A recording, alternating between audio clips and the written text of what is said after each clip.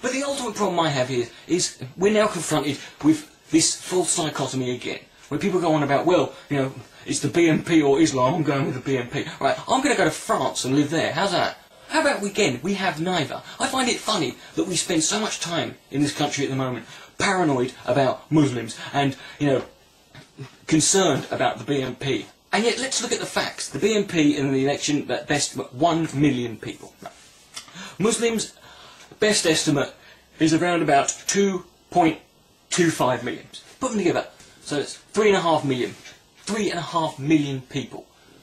There are 62 million in this country, and we spend our time concerned over the likelihood that one day we'll have to choose between the two groups that are represented by this 3.5 million. So there's 58.5 million people left over, sat there worrying about these people. Right? But, you see, because there's no necessarily winning with these people, I realise there are problems on all sides here.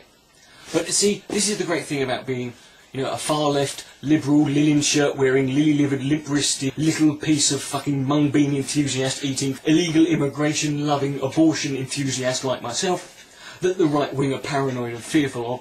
See, because my attitude is compromise, right?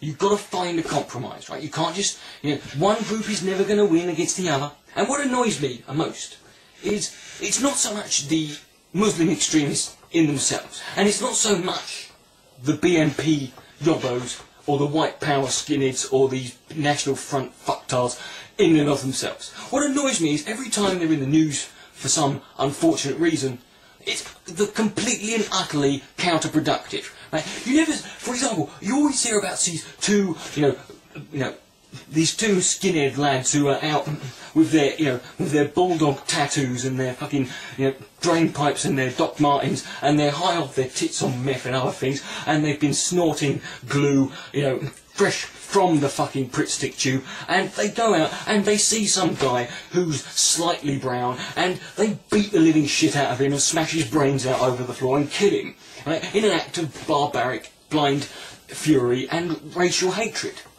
And the problem I have, and what annoys me even more than that, is it always turns out that the kid they beat up, it's never some, it's always some like lad from Morocco or some lad from Algeria who's like a sort of scientific genius. He was on a fucking, he was on a scholarship to Oxford University or Cambridge or something.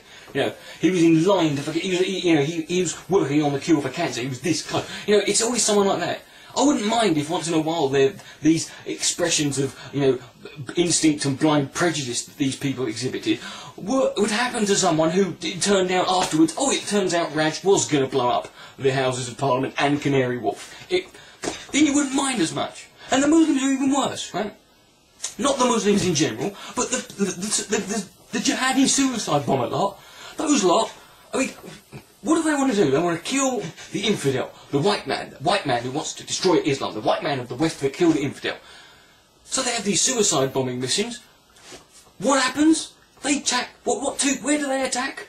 Central London and New York, the two most ethnically diverse and multicultural fucking cities in the fucking world, killing between them about 6 white people.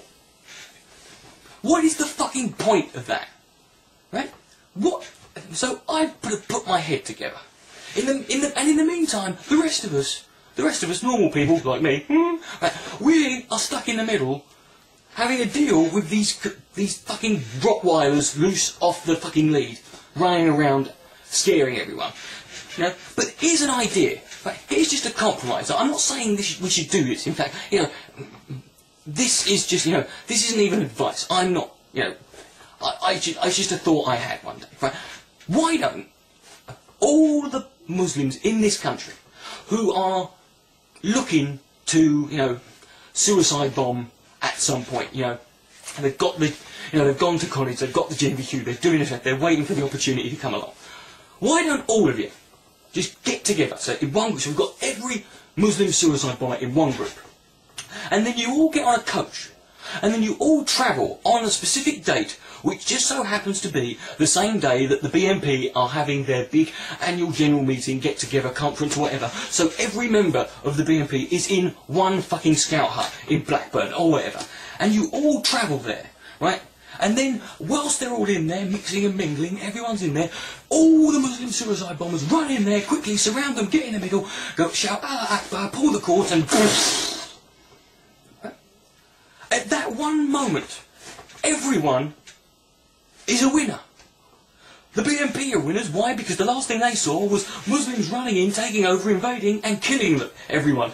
That is exactly the fucking principle they're trying to base their entire campaign on. So they are vindicated and they die feeling that they were right, and that they were the ones who could have saved them. The Muslims get it what they want because they get to kill all the white infidels who are hell-bent on destroying Islam and getting it out of the country, and they get to go to, go over and have sex with 15 dead sheep or whatever the hell it is. Right? And the rest of us in the country, the other 58.5 million of us, we have instantaneously been spared and relieved of these two groups of annoying twats. I'm not saying that's... I'm not condoning that. I'm just saying it makes sense. Now, I shall be leaving Muslims and the BNP alone, but not for long. I will be coming back to this in a couple of weeks, when I will be having a nice little surprise for you. It's going to be good.